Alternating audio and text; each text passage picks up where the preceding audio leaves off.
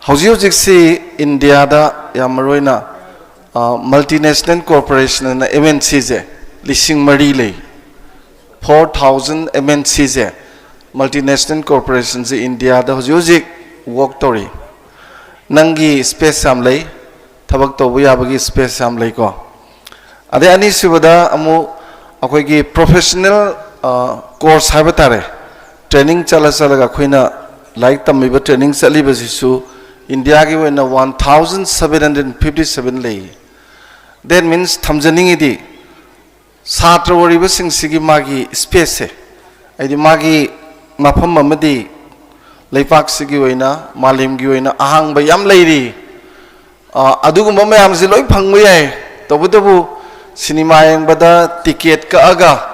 Aigi sokriye malai ramba dumaina tiket kakpa haibu darkar waiba. Yam theng na ka di ticket phangdabasu yai yam matam laingai da fazana honaraga ticket ka ga igi chokri ma cinema hall da phangba dumaina hairiba space mayam hangi mayam se lairiba space mayam se masi aigi ni ko idana kannana thamnana bagi honaba du mathau tai office ki yam pikpa chokri ma ki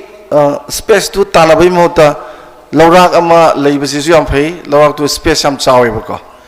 akhoi na khang daba gani lawrak tu da tang ga phot thara ga di tham da income lakh ki mathak ta lakh bajani ba ado sigum mayam jingsi hojiki laiba matam jingsigi na singsina khanbam thoi ado yamaroi na ngang sing sema matam da angang loina ba kaisu doctor woiroi angang loina ba kaisu engineer woiroi angang loina ba kaisu IS phangoi angang loina ba kaisu IPS MCS woiroi angang lising Taragi manungda doctor amga yawadra angang lising yang kegi manungda IS officer ma yawadra aduna angang miyam dude kamai tawba now the question is hai angang miyam dude kamai tawba mama pa jing na de angang ji doctor loi oi ya do buning ba hoji same ji doctor wen ge same doctor ne hai oi ge do di ama ni khata ne ba mayam di manungda ko adu kari dagi no hai kanda sai ji yam na maru ai akoina Malim gi oina yanaraba khoigi yamaruina intelligence quotient je makhan nipan leiba IQ je ko IQ makhan nipan ji manung de ne pithibhi da puiba angang yam je amata yaudana pokloi amadi soi yawdam si yawda bangam da pithibhi da pokti nipan ji manung da amma mama pa na khangdaba ai sa ji da karamba IQ yawe je mai ki class 5 ka tambade khangdam ne adu khang kanda da de angang je adu de hoina sembi ga dabni adu na ta dana mana pokpadagi yawjar pana ama aina sembi bana ama kai mamai faktana doctor winning da angang do doctor woi gi bidi yai mapunsi da doctor woina super power masigi makhani panji da ahan bagi sina linguistic intelligence ka we linguistic intelligence haibidi angang je wangang sangang to da ka henjen belai bani kachin koya yok ba ngang warsu kupsan ba lonely ngang bada moise pithorok ne pokpadagi linguistic intelligence jawra bane moise kabi oigali aphawa athargum oigali khangadi saireng ibada de wari macha ga ibada khoina importance pi bi ado kari saireng ibana phurga kainom ton gradi adum mangi doini ko adai di masada su sunu nungai ba poe mana khoi pamjaba potu da tamhanlaba hoji laitam chalu ya de ha ngang je mana pamjaba makhan ni panje mu da amal lerem gane ba adu tamba chalu ha de ba kalam ha da jodi sakhine ba mana pamjaba potu ne ba ada khoi na pamjaba am da don da angang ji wa ga san da khoi khang da wan tumning da le ngai ma tan da pung mai da gi hodok pi re ko mama na mo hodoi mapa na mo hodoi as ya ni hoga ai hoga lage ha ga mu som dum ui thagini yungjen gi kullaga mu laini adu mata do free ro khong aw sing khat pi ni ko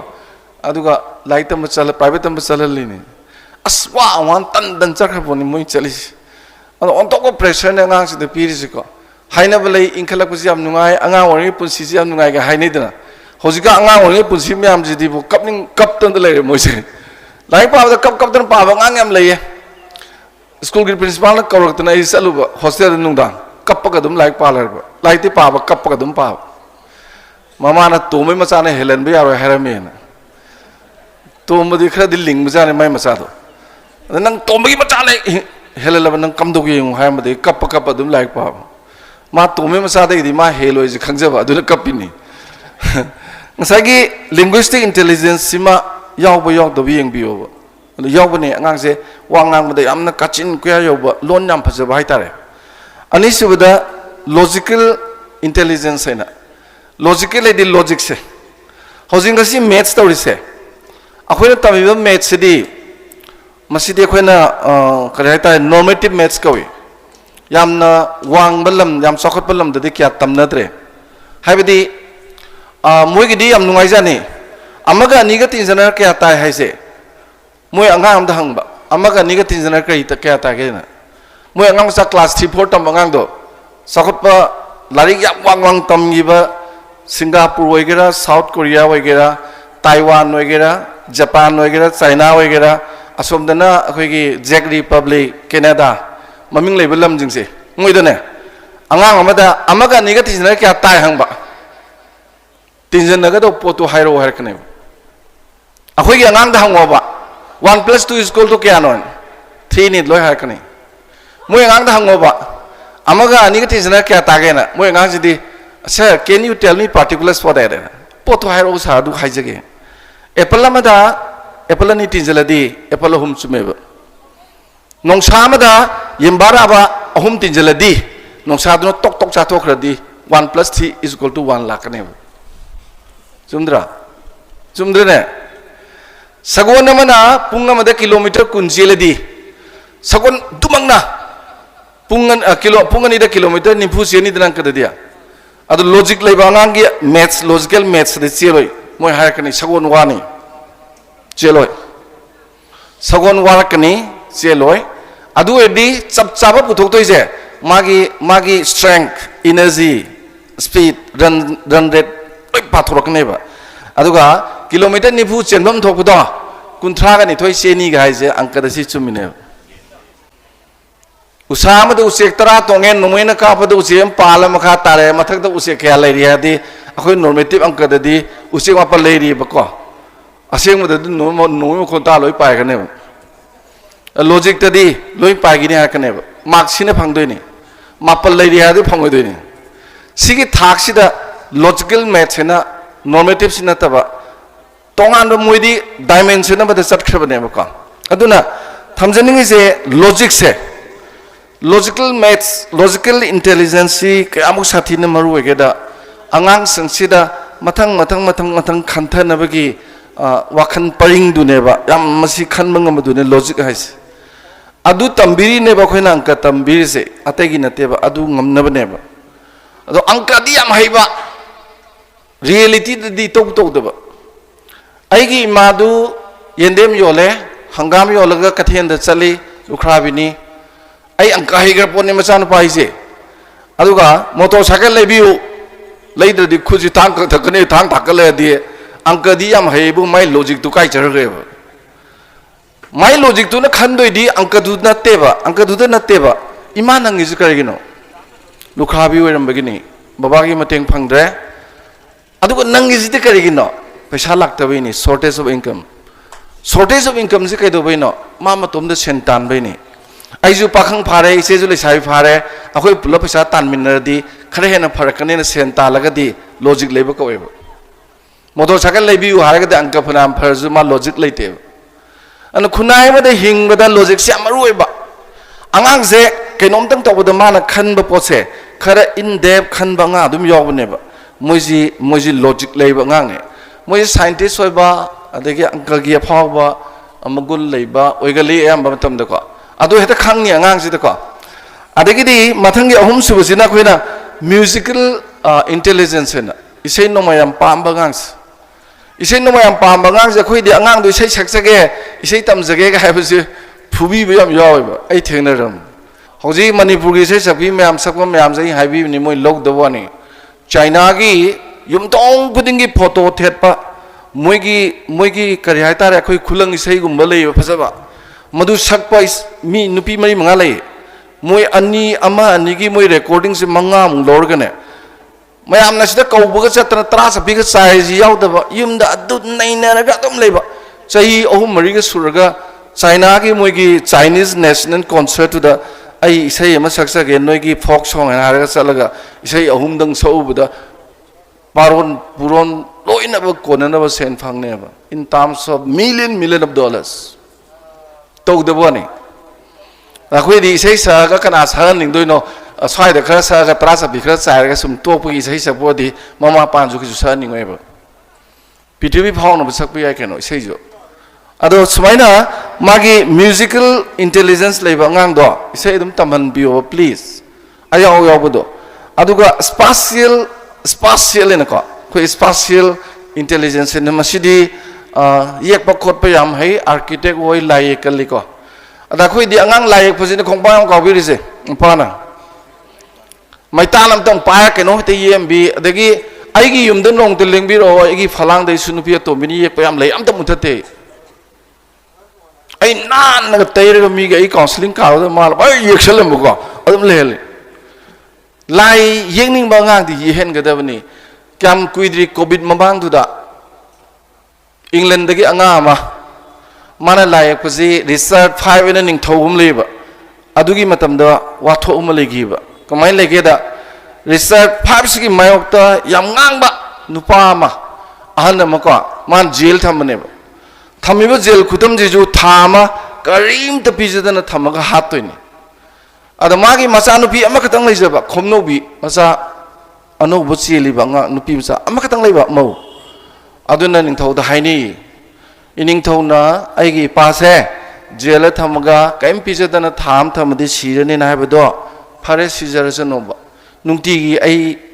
ayu yu unaba yan biu nungdin unan ba ya biu sini unazo sini san pijina nungti gi laga ma pa se khomlang in bane khom in basida jail gi smaina achawa bar jida anoi ke ma pa du na ma koina pungong ngor ba du na mangak thin thu ga macha nu pi gi khomlang thak pa je yek pa mana phangwa paisa je $1,051,000 ne $1,051,000 IS tara munna ma punji gi tolo ba phangro ha adu si lai bu patro pok padagi yaw po magundu mama pa na adu da promote to bi bane ba si mama pa am singba leba akhoi di mama pa na khali ji doctor gi engineer ka jina tradam te ate doctor di kui roi am te le roi artificial intelligence evolution na ji AI ar tholai ji AI doctor na robot loi tholakre na China daga mi dong na synthetic loi wo ni I chama na bini moi di smai ur loi yeng urun angang ga operation da toy ma bu du smai yeng da ngang phium chum sem grani ts kam to roi tap pa ga loi khangani ma robot ne ba adu tana chum tamallo hai robot ne ta thorong na ba na haye ningi di angang du da yawi potum ta hana khangbi go ba adai di mathang da akhoi gi bodily kinesthetic nam lei bodily kinesthetic hai di angang jam king ba chak cha ji lawan ko ju lak pa sofa da muk chong khalam chon da muk thro wolam thong ji da muk chong khala adai ma bol ma ba ma sam ga ta ka ching ma ga to bi king ba parking di king ba chak cha ba ga je smai hokal tro sa bi lam je chelam dai ko king ba sara de to le ba ngang ko moi je yam tang ba ngang ne moi je bodily kinesthetics tai no moi je sana khona bi sports tik oi ba pot yor ga thola ba ne ba aduna angang sing na pam ba se adagi intrapersonal lady intrapersonal ba je akhoi gi mi gi mok kino jam khangan ba leba ngak pa gum ba yam oi ga le moi je ko philosopher gum ba policy sem ba gum ba sisu angang da sidi khara thenga ga khangni adagi di mathang da interpersonal intrapersonal lady da interpersonal hai sinamu mi ji loina ba yam social loi ba social yam oi ba se business or jam kane adagi bot le pa su yai aduga angang je hui hodong yam lu to bole ne hui uya da ba hodong uya da ba yam lu to je ba tumina dei to je ba ma pan dei sei ba ko ade hui ga si ga wo kong kap pa yen si ba ga wo kong kap le ne ba adugum ba angang jing do moi ji na mo khoina kari hai tare moi ji environmentalist kya moi gale moi ji naturalist intelligence na moi hai lai kai sigum ba ji da moi yam thawai yaw ni sigum ba angang su yaw ni ko si hojiki kwai de gi चानब आंगांग ने मोसे environmentalist